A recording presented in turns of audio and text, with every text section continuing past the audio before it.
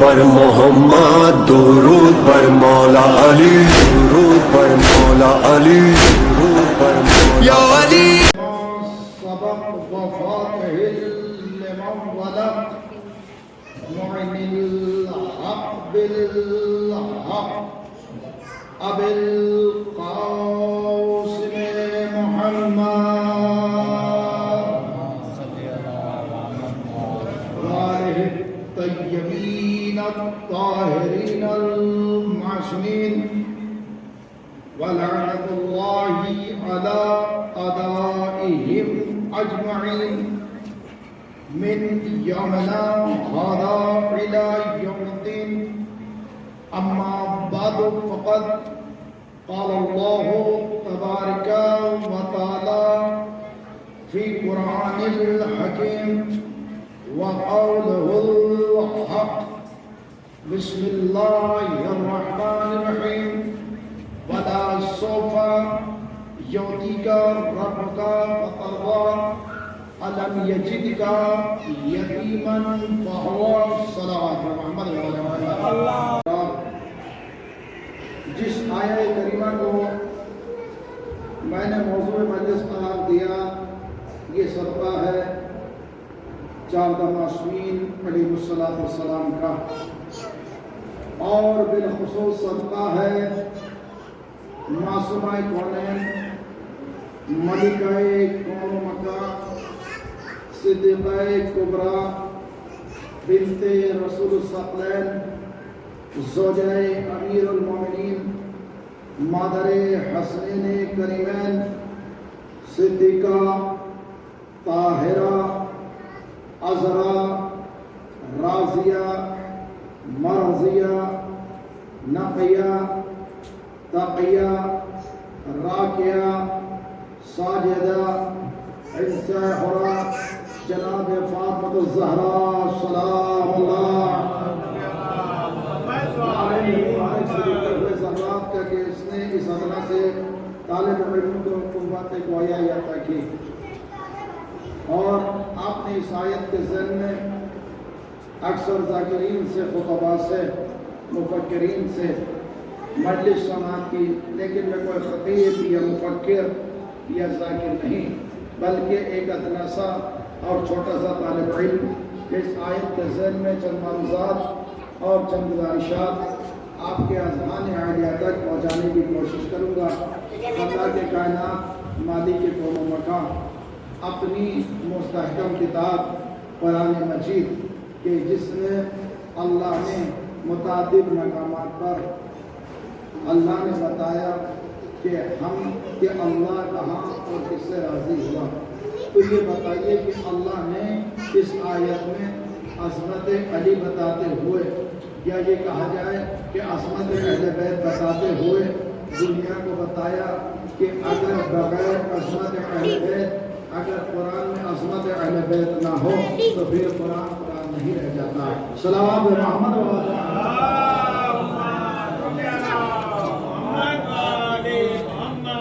دیکھیے قرآن کی صلوات محمد و آل محمد پر.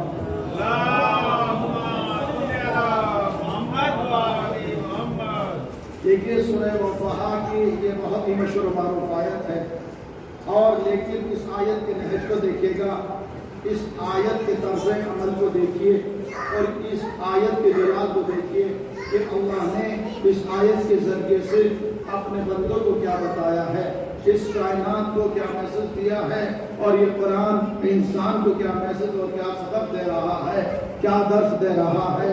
انسان کو ذرا غور اور تدبر کرنا چاہیے، انسان کو فکر کرنا چاہیے، انسان کو سوچنا چاہیے، انسان کو غور کرنا چاہیے کہ جب انسان قرآن کو پڑھے تو قرآن کی ایک آیت کو سمجھے کہ قرآن انسان کو کیا کہہ رہا ہے. لیکن اس آیت کے ذریعے سے اللہ نے کیا بتایا ہے، وَلَا سَوْفَ يُعْطِيكَ رَبُّكَ فَتَرْضَىٰ أَلَمْ يَجِدْكَ يَتِيمًا فَآوَىٰ. دیکھیے مجھے اس آیت کو پورا ترجمہ نہیں بلکہ میں آخری ترجمہ کر دوں اور پھر انشاءاللہ پھر آیت کا ترجمہ کروں گا. اللہ نے کیا کہا، اے میرے حبیب، جب میں نے تمہیں تنہا پایا، جب ہم نے تمہیں تنہا پایا، جب ہم نے تمہیں یتیم پایا، تو کیا ہم نے تمہاری پرورش نہیں کی؟ کیا ہم نے تمہیں پروان نہیں چڑھایا؟ تو اب یہ بتائیے کیا ہم نے تمہیں پروان نہیں چڑھایا؟ تو یہ بتائیے کہ اللہ کہہ رہا کہ ہم نے، کیا میں نے تجھے جب میں نے یتیم پایا تو کیا ہم نے تمہیں پروان نہیں چڑھایا؟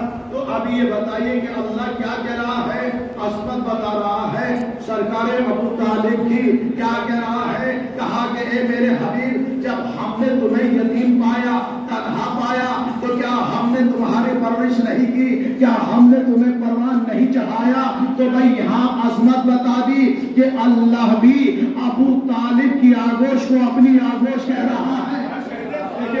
اللہ ابو طالب کی آغوش کو اپنی آغوش کہہ رہا ہے۔ تو عظمت بھائی یہ جملہ یا جملہ بدل کر یہ کہہ دوں کہ جس کی آغوش کا یہ عالم ہو کہ اگر آغوش میں آ کر کوئی بچہ پروان چڑھ جائے تو وہ سردار انبیاء بن جاتا ہے، وہ سردار انبیاء بن جاتا ہے۔ تو پھر یہ سوچئے کہ اس ابو طالب کی ذات گرامی کتنی عظمتوں والی ہوگی۔ اور پھر عظمت بتا دوں، دیکھے گا قرآن کا نہیں دیکھے گا، قرآن کی آیت دیکھے گا کہ اللہ قرآن میں کیا بتا رہا ہے؟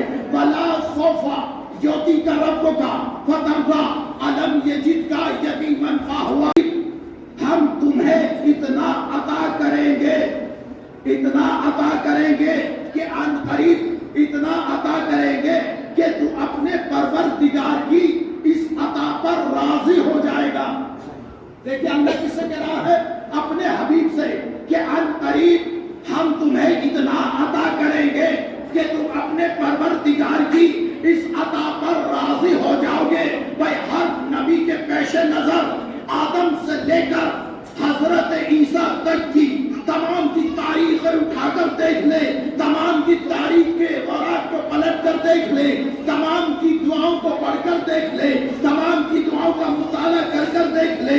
جب آپ تاریخ کے چھڑوکوں میں اور جب تاریخ کو غور و فکر و تدبر کے ساتھ پڑھیں گے اور آدم سے لے کر حضرت عیسیٰ تک، تو ہر نبی کیا کہتا ہوا نظر آئے گا کہ اللہ تو مجھ سے راضی ہو جا، تو میرے اس عین سے راضی ہو جا، میرے اس عمل سے راضی ہو جا، پروردگارہ میری قربانی سے راضی ہو جا، معبود میرے اس عمل سے راضی ہو جا۔ ہر نبی بارگاہ پروردگار میں دعا کیا کر رہا ہے کہ اللہ تو مجھ سے راضی ہو جا۔ آدم اپنے ہاتھوں کو اٹھا کر دعا کر رہے ہیں کہ پروردگار تو مجھ سے راضی ہو جا۔ نوح ہاتھوں کو اٹھا کر دعا کر رہے ہیں کہ پروردگار تو مجھ سے راضی ہو جا۔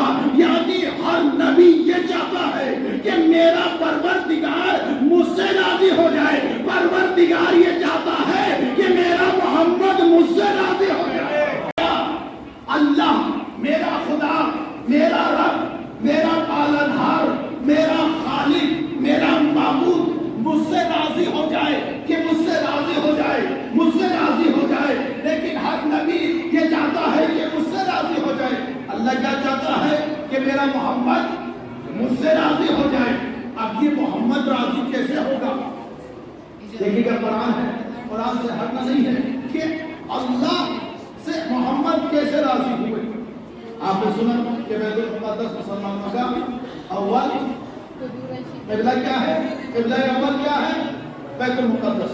دوسرا قبلہ کیا ہے؟ خانہ کعبہ۔ دیکھیں قبلہ اول بیت المقدس ہے، تو سب سے پہلے نماز کہاں پڑھی جاتی تھی؟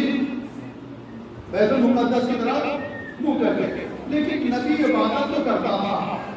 یہ بتائیے پروردگار یہ بھی تیرا گھر، کعبہ بھی تیرا گھر، یہ بھی سجدے کے لائق، اس کی طرف بھی منہ کر کے عبادت کی جاتی ہے، اور خانہ کعبے کی طرف بھی منہ کر کے عبادت۔ معبود یہ بتائیے یا نبی اللہ یہ بتائیے کہ ادھر بھی نماز، ادھر بھی نماز، ادھر بھی چہرہ، ادھر بھی چہرہ، لیکن بات جو گزر رہی ہے تو شاید آواز دے کائنات کا رسول کہا کہ دیکھو یہ اللہ کا گھر ہے، اللہ کا گھر ہے، علی کا سجا خانہ نہیں ہے، علی کا سجا خانہ نہیں ہے۔ تو یہ کائنات کا رسول یہی تو بتانا چاہتا ہے، کہا کہ دیکھو میں ادھر منہ کر کے عبادت کرنا اپنے لیے باعث فخر سمجھتا ہوں کہ جدھر علی کی ولادت ہوئی ہے، دیکھیں جہاں علی کی ولادت ہوئی ہے تو ادھر آواز آئی، جیسے ہی بات گزری کہا کہ پروردگار طرح سے تو قرآن پڑھیے، قرآن کا کیا ہے؟ قد نرا تقلبک وجہک فی السماء فلنولینک قبلۃ ترضاها۔ اے میرے حبیب، اے میرے رسول، اے میرے طہا، اے میرے یاسین، اے میرے مزمل، اے میرے مدثر، اے میرے سراج، اے میرے سراج منیر، اے میرے بدر منیر، اے میرے رسول، اے میرے نبی، اگر تیرا بار بار آسمان کی طرف سر کو اٹھا کر دیکھنا میں سمجھ رہا ہوں، اگر تجھے چاہتا ہے کہ میں کعبے کو قبلہ بنا دوں تو تو راضی ہو جائے گا۔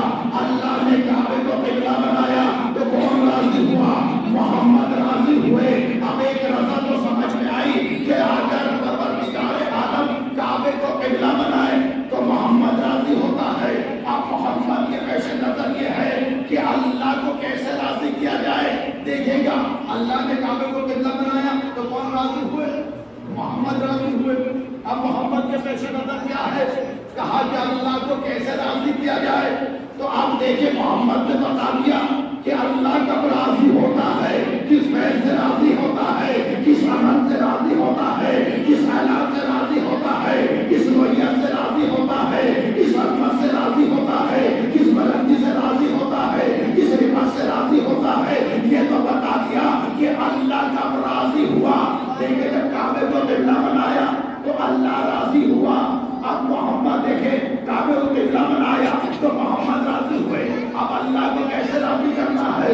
کیا تاریخ اس وقت کو فراموش کر سکتی ہے کہ جب کائنات کا رسول آخری حد سے پلٹ رہا تھا اور جب اس قافلے کو لے کر ایک چوراہے پر مقام قدیم پر پہنچے، جیسے ہی مقام قدیم پر پہنچنا تھا تو آواز قدرت آئی، یا ایھا الرسول بلغ ما انزل الیک من ربک وان لم تفعل فما بلغت رسالتہ واللہ یعصمک من الناس۔ اے میرے حبیب، جو پیغام آپ کا رب پہنچا چکا ہے اس کا اعلان کر دیجئے، اس کو پہنچا دیجئے۔ اگر نہ پہنچایا تو کار رسالت انجام ہی نہ دیا۔ تو اب یہ کار رسالت انجام کیا ہے؟ کیا نماز پڑھے، نماز پڑھی، نماز کے احکام پہنچائے، کیا یہ کار رسالت نہیں ہے؟ دیکھیں گا سجدے کیے، کیا یہ کار رسالت نہیں ہے؟ تبلیغ کی، کیا یہ کار رسالت نہیں ہے؟ روزے کے احکام پہنچائے، کیا یہ کار رسالت نہیں ہے؟ حج کے احکام پہنچائے، کیا یہ کار رسالت نہیں ہے؟ دیکھیں گا اپنے صاحب اپنے جسموں پر پتھر کھائے، کیا یہ کار رسالت نہیں ہے؟ اعلان کیا یا ایھا الناس قولوا لا الہ الا اللہ تفلحون، اس کا اعلان کیا، کیا یہ کار رسالت نہیں ہے؟ امر بالمعروف کیا، کیا یہ کار رسالت نہیں ہے؟ کیا یہ کار رسالت نہیں ہے؟ سردار انبیاء بنے، کیا یہ کار رسالت نہیں ہے؟ آدم کے مولا بنے، کیا یہ کار رسالت نہیں ہے؟ تو پھر یہ کار رسالت ہے کیا؟ پروردگارا کہا کہ اگر اس اعلان کو نہیں کیا تو کار رسالت انجام ہی نہ دیا تو پھر کار رسالت ہے کیا؟ تو کہا کہ جب تک علی کی ولایت کا اعلان نہ کر دو گے، صلوات محمد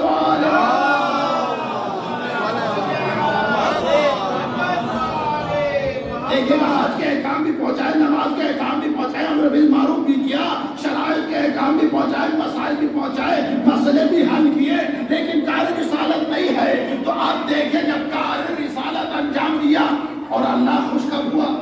اب جیسے ہی منبر پر پہنچے اور پہنچنے کے بعد کجاؤ کا منبر بنوایا اور دیکھیں کجاؤ کتنے آدمی تھے؟ 1.25 لاکھ۔ تو کیا 1.25 لاکھ کے کجاؤ لیے تھے؟ 1.25 لاکھ کے تو نہیں لی، کچھ مخصوص لوگوں کے کجاؤ لیے، کچھ مخصوص لوگ جو تھے ان کے کجاؤ لیے اور لینے کے بعد یہ بتائیے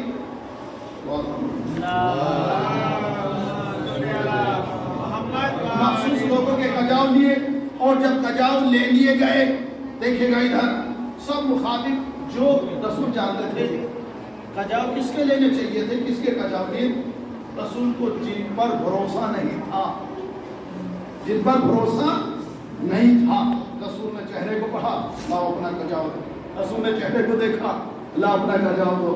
اب یہ اعلان دیکھے گا سب کے کجاؤ لیے، سب کے تو نہیں لیے، بس ان کے لیے جن پر شک تھا کہ یہ بھاگ جائیں گے، تاکہ یہ ولایت کے گواہ ہیں کہ اعلان کی چیز کا کیا گیا ہے، کی چیز کا اعلان ہوا ہے۔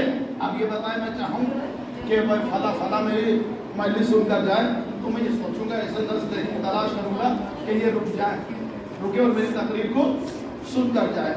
یہاں اعلان کو سن کر اب جیسے ہی تمام مجمع رکا، لیکن وہ اب کروٹیں بدل رہے، کم بجاؤ دے، لیکن 3 دن تک یہ سلسلہ چلتا رہا۔ اب ادھر اعلان ہوا، جیسے ہی یہاں ممبر پر پہنچے تو یہ بتائیے کہ ممبر کیا رسول معجز نما نہیں تھے؟ رسول معجز نما نہیں تھے، معجز نما تھے۔ چاہتے تو معجزے سے ممبر بنا دیتے، اشارہ کرتے تو جنت سے بھی ممبر آ جاتا، کہیں سے بھی ممبر آ جاتا۔ یہ کجاؤ کا ممبر کیوں بنوایا؟ آپ کو بتا دوں، ہر روز میں ممبر پر بیٹھ کر مجلس پڑھتا ہوں، لیکن ایک دن میں ممبر سے آ کر کرسی پر بیٹھ کر پڑھوں، آپ یہ کہیں گے کہ یہ مولانا وہ ہیں جنہوں نے کرسی پر مجلس پڑھی تھی۔ آپ کو کچھ یاد رہے یا نہ رہے، ممبر ضرور یاد رہے گا۔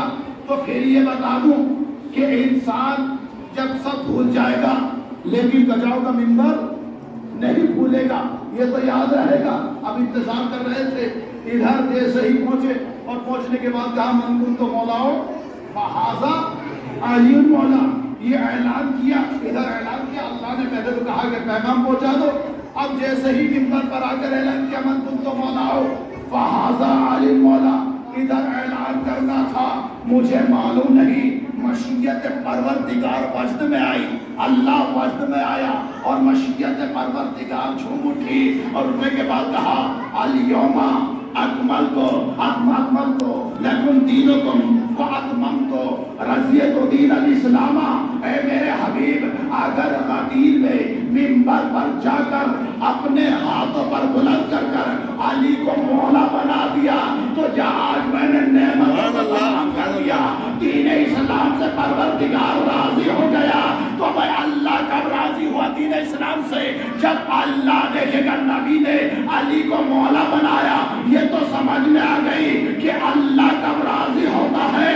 آپ لا کہتے رہے کہ اللہ ان سے راضی ہو جائے، اللہ ان سے راضی ہو جائے۔ اللہ تو ایک ہی بنا پر راضی ہوتا ہے، علی کو مولا مان لو، اللہ راضی ہو جائے۔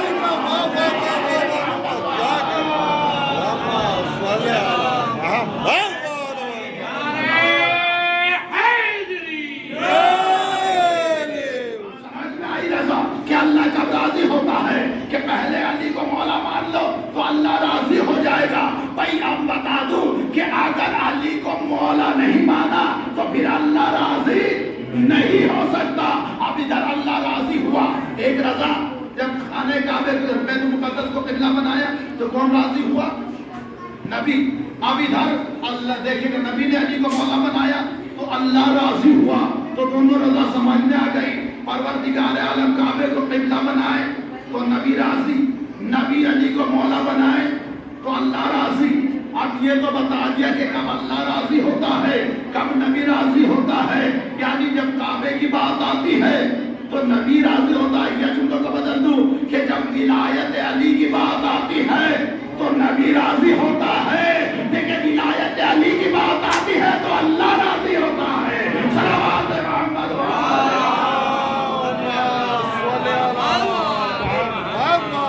جیسے اعلان کیا من کنت مولا فہذا علی مولا، جس کا میں مولا ہوں اس کے یہ علی بھی مولا ہے۔ اعلان کیا، اب ایک بیٹھا ہوا تھا اٹھا اور اٹھنے کے بعد کہا یا نبی اللہ، آپ یہ بتائیے کہ آپ نے جو یہ اعلان کیا ہے اپنی طرف سے کیا ہے یا اللہ کی طرف سے کیا؟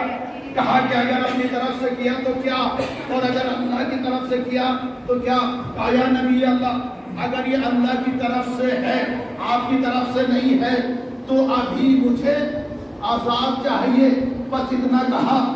قرآن کی آیت ہے سالہ سائلٌ بعذاب واقعی، ایک سائل نے سوال کیا ایسے عذاب کا جو صرف کافرین کے لیے ہے، آپ یہ بتائیے کہ ابھی حج کر کے آیا ہے، ابھی نماز پڑھ رہا ہے، روزے رکھ رہا ہے، میں کہوں گا پروردگارا یہ تو نیا نیا حاجی ہے، حج کر کے آیا ہے، نماز پڑھ رہا ہے، روزے رکھ رہا ہے، سجدے بھی کر رہا ہے، پروردگارا اس پر تو عذاب کیوں بھیج رہا ہے؟ کہا کہ تجھے معلوم نہیں ہے کہ یہ انکار کس کا کر رہا ہے؟ ولایت کا انکار کر رہا ہے۔ تو اللہ نے یہ بتا دیا، کہا کہ اللہ نے یہ بتا دیا کہ سب کے منکر کو میں معاف کر سکتا ہوں، علی کے منکر کو کبھی معاف نہیں کر سکتا۔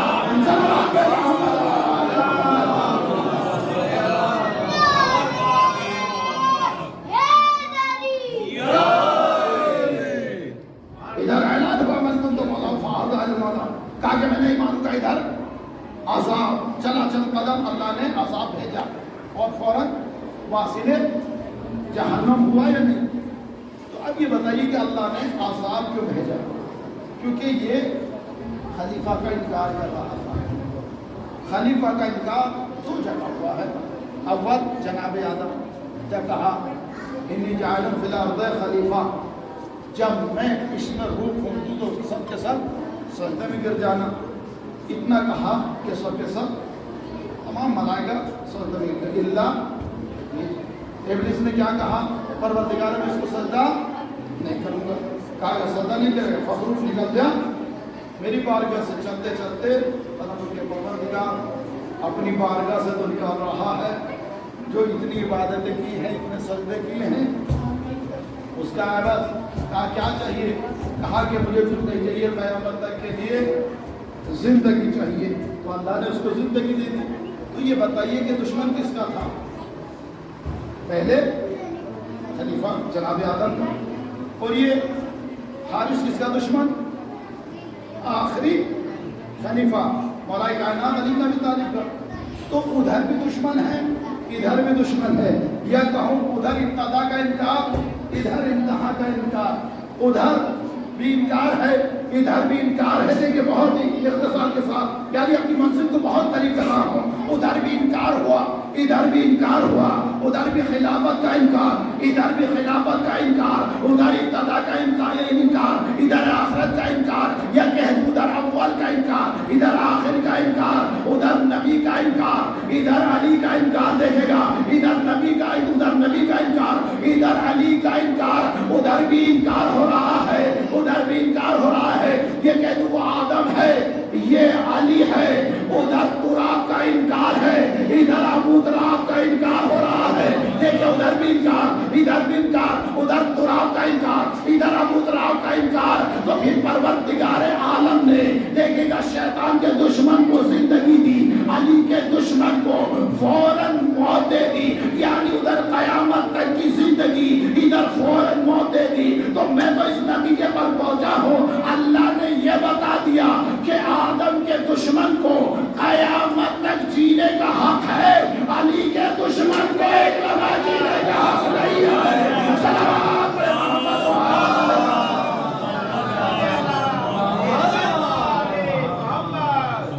کیا ولایت کا بھی انکار ہو رہا تھا، خلافت کا بھی انکار ہو رہا تھا، کیونکہ اللہ نے یہاں عذاب بھیج کر بتا دیا، عذاب بھیجا۔ تو داری کے لیے کا پروردگار کچھ دور چلا جاتا یا اپنے گھر پہنچ جاتا تو تب عذاب نازل کر دیتا۔ کہا کہ کس کا انکار کیا ہے؟ بلا فصل کا انکار کیا ہے۔ نبی نے بلا فصل خلیفہ بنایا ہے، اگر بلا فصل کا انکار کرے گا تو عذاب بھی بلا فصل بھیجوں گا۔ عذاب آیا اور ایسے ہو گیا کہ جیسے کہ چبایا ہوا غصہ۔ اب یہ اعلان ہوتا رہا، اور جب ایک خیمہ سجایا گیا، سرخ خیمہ بدر کے میدان میں لگا، اور وہ سرخ خیمہ کس لیے لگایا؟ اس میں مولا کائنات کو بٹھایا گیا، بس آخری منزل ہے، بٹھایا، اور بٹھانے کے بعد تمام عورت مرد کو لائن سے، اور سب جاتے تھے اور مولا کائنات علی بن ابی طالب کے حق پر بیعت کرتے تھے، ادھر بیعت کر رہے تھے۔ لیکن رات شام کا وقت آیا تو خیمے کے پیچھے سے رونے کی آواز سنائی دی۔ کہا کہ یہ بتاؤ یہ خیمے کے پیچھے رونے والا کون ہے جس کی آواز آ رہی ہے؟ تو ادھر وہ چیخ چیخ کر رو رہا تھا، ادھر لسانے دیکھے گا نبی کے چہرے مبارک پر مسکراہٹ تھی۔ تو اب کوئی آیا، آنے کے بعد کہا یا نبی اللہ وہ رو رہا ہے، آپ مسکرا رہے ہیں، آپ تو رحمت اللہ عالمین ہیں، آپ تو غریبوں کے غمگسار ہیں، آپ تو غریبوں کی مثال پرسی کرتے ہیں۔ آپ کو اس سے جا کر پوچھنا چاہیے کیا رونے کا کیا سبب ہے، یہ چیخ پکار کرنے کا کیا سبب ہے، گریا کا کیا سبب ہے؟ تو کائنات رسول نے فوراً جواب دیا، کہا کہ اگر کوئی مومن روئے تو اس کے غم میں شریک ہونا چاہیے، اگر شیطان روئے تو اس کے غم میں شریک نہیں بلکہ اس کے رونے پر ہنسنا چاہیے۔ صلوات محمد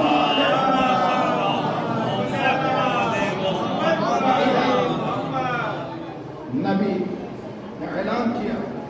اب یہ جو نبی نے اعلان کیا تو تاریخ کہتی ہے کہ اب یہ منزل اس منزل تک پہنچی کہ قدیر ہی بتائیں، یعنی بنیاد کربلا ادھر اعلان ہوا تو ادھر تاریخ کہتی ہے کہ اسی دن سے یہ دشمنی دیکھیے گا، کیونکہ بنیاد کربلا کیوں قدیر ہے؟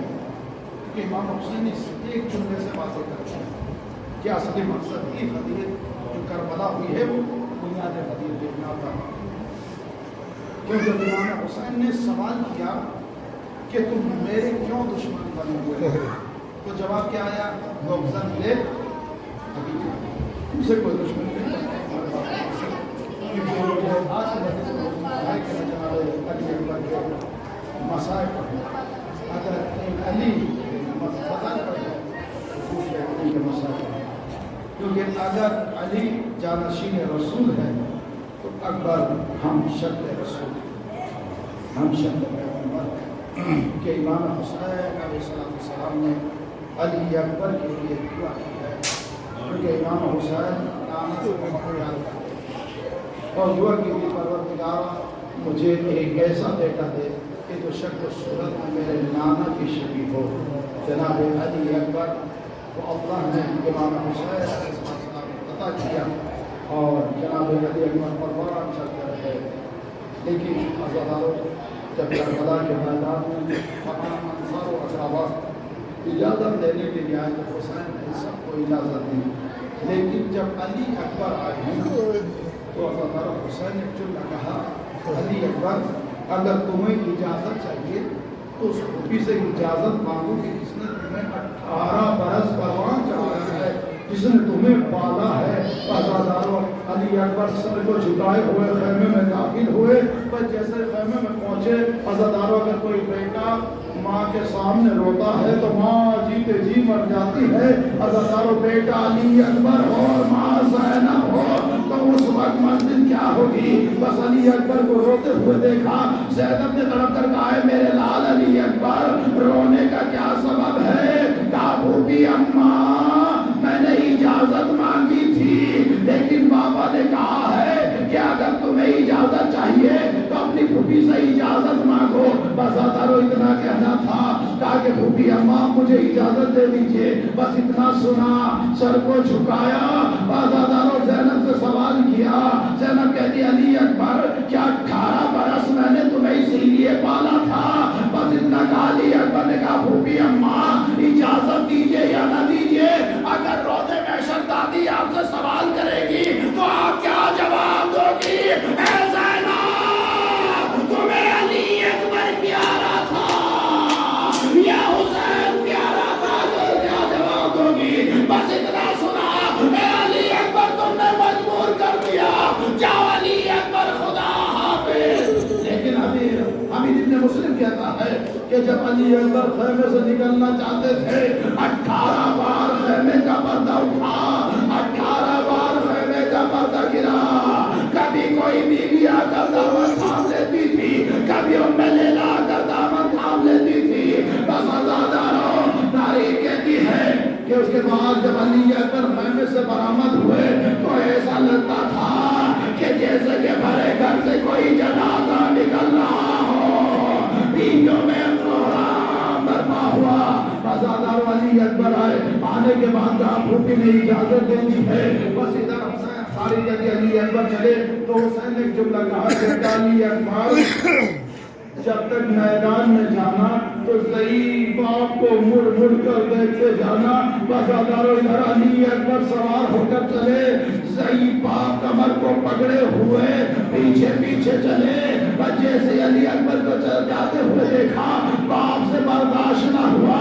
تاریخ یہ کہتی ہے کہ حسین ایک بار زمین پر گرے. علی اکبر نے پلٹ کر دیکھا کہ میرا باپ زمین پر پڑا ہوا ہے. اپنے آپ کو گھوڑے سے گرایا. آنے کے بعد بابا کو سنبھالا. اے بابا پیچھے آنے کا سبب کیا ہے؟ حسین نے ایک حساس جملہ کہا, اے بیٹا علی اکبر, کاش تم صاحب اولاد ہوتے تو پتہ چل جاتا. وفاداروں اس کے بعد علی اکبر چلے اور وفاداروں جنگ کرتے جاتے تھے. بس ایک جملہ پڑھ کر منزل کو تمام کر رہا ہوں. اس علی اکبر جنگ کرتے جاتے تھے. ایک پہلوان علی اکبر کے مقابلے پر آیا اور ایک بار حسین نے کہا, اے ماں کی قریب فضا جاؤ, ام لیلہ سے جا کر کہو کہ علی اکبر کے مقابلے پہ ایک پہلوان آیا ہے. بس آدھاروں اس وقت جناب ام لیلہ نے مسلح بچھایا اور ہاتھوں کو اٹھا کر دعا کی, پروردگارا اس کو یعقوب سے ملانے والے میرے علی اکبر کو ملا دے. بس آدھاروں دشمن پہلوان کو واصل جہنم کیا. علی اکبر پلٹے, بس باپ کی خدمت میں آئے اور آنے کے بعد کہا, علی اکبر کیا ہے؟ اے بابا اگر تھوڑا سا پانی مل جاتا تو میں دشمن کو بتا دیتا کہ علی کا پوتا کیسے جنگ کرتا ہے. حسین نے سر کو جھکا لیا کہ علی اکبر نے ایسا سوال کیا ہے. وفاداروں حسین نے کہا, اے علی اکبر اپنی زبان کو میرے ذہن میں رکھ دو تاکہ تمہیں کوئی تو تھوڑا سکون مل جائے. جیسے ہی علی اکبر نے اپنی زبان کو حسین کے ذہن میں رکھا, فوراً زبان کو یہ کہہ کر کہہ لیا, اے بابا آپ کی زبان میں تو مجھ سے بھی زیادہ کانٹے پڑے ہیں. بس ایک انگوٹھی تھی, اے علی اکبر اس کو ذہن میں رکھ دو, تھوڑا آرام مل جائے. وفاداروں ادھر علی اکبر چلے جنگ کرتے ہوئے. ایک ظالم نے چھپ کر یہ ایسے وار کیا اور یہ کہہ کر برچھی ماری, اے علی اکبر میں نے سنا ہے کہ حسین کائنات کا سب سے بڑا صابر ہے. میں دیکھتا ہوں کہ جوان کے سینے سے کیسے برچھی کی علی نکالتا ہے. ادھر برچھی کی علی لگنا تھا, ادھر علی اکبر نے کہا, بابا علیہ منی السلام, اے بابا میرا آخری سلام قبول کیجیے. وفاداروں حسین کی نوعیت دیکھیں گے. حسین کا ایک ہاتھ کمر پر پہنچا, دوسرا ہاتھ آگوں پر. اے علی اکبر عباس کے مرنے سے کمر ٹوٹ گئی. اے علی اکبر تمہارے مرنے سے حسین کی بینائی جاتی رہی. والی اکبر والی اکبر سیعلم الذین ارسلوا الیہم انا للہ و انا الیہ راجعون.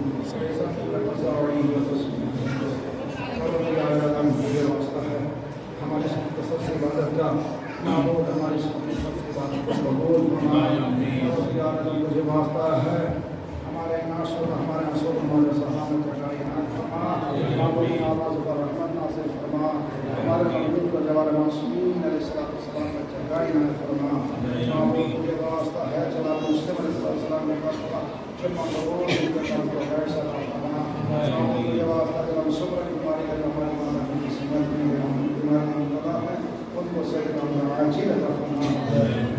اچھا اسلام کا سربلندی عطا فرما. اچھا میں خلیفہ کا سربلندی فرما. امام زمانہ کے ظہور کا عاجل فرما. اور ہم امام کا انصار برات مدین ایک بار سلائے ہم ایک بار سلائے تجیدات ہمارے پاس غلام اسلام میں عارف رضا سید افتخار سید عبد المجید کے